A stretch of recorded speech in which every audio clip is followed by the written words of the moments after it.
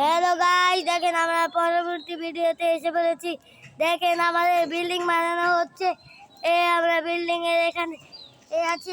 দেখেন আমাদের পুরোপুরি এটা দেখাই। আসেন আপনার আমার সাথে। দেখেন আমাদের বিল্ডিং এর এখন তো কাজ চলছে। আজকে শুক্রবারের জন্য ওই কাজের লোকরা আসেনি। দেখেন আমাদের কাজ চলেছে।